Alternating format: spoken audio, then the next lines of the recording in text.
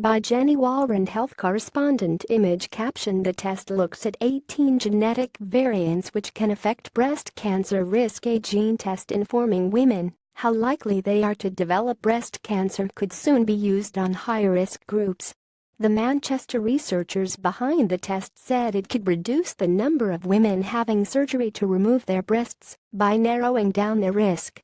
The test, on blood or saliva, looks at 18 genetic variants known to affect the chances of getting breast cancer. Cancer charities said it would have a real impact on women and lead to fewer being diagnosed with the disease. The single nucleotide polymorphism (SNP) test will initially be available for patients having tests at St Mary's Hospital and Wythenshawe Hospital in Manchester for BRCA1 and 2 gene mutations with a family history of breast cancer.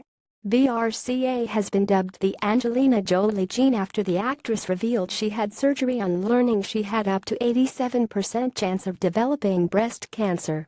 Image caption: Jolie had a double mastectomy and her ovaries and fallopian tubes removed. That is the figure quoted to all women with the BRCA gene mutation, but in fact their risk of cancer is much more complex than that and different for every person.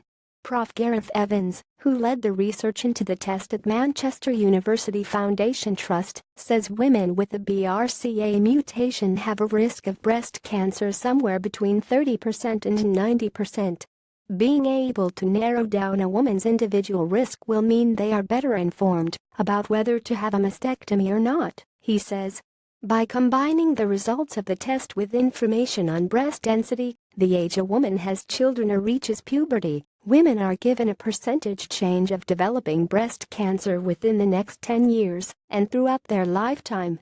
Image caption: Becky said the new test would help women make more informed decisions. Becky Measures had a mastectomy 11 years ago at the age of 24 after learning she carried the BRCA1 gene mutation. She is due to have further risk-reducing surgery to remove her womb and ovaries in the next 4 months and has welcomed the news. When they find that they have the BRCA1 or 2 gene, many women fear that they have to take action immediately. The new test will give women more options and help them to make a more informed decision, she said.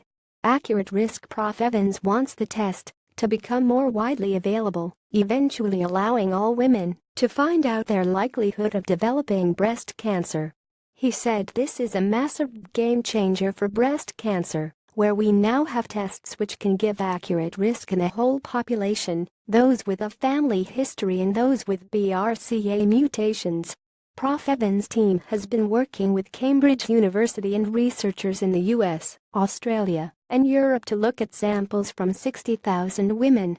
Within 2 years they hope to have improved the gene test to include up to 300 genetic variants that are known to affect the likelihood of developing breast cancer.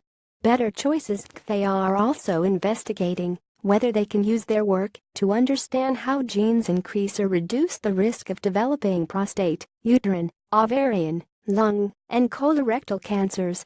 That could be particularly beneficial to BRCA mutation carriers who are also at increased risk of ovarian cancer. Dr. Justine Alford from Cancer Research UK said the more that we learn about the genetic components behind these increased risks of developing breast cancer in women who have a family history of the disease, the better the choice they can make about their health. Lester Barr, chairman of Prevent Breast Cancer, a Manchester-based charity which funded some of the research, said the next step was to help women with no family history of breast cancer who may still carry a genetic risk of developing the disease.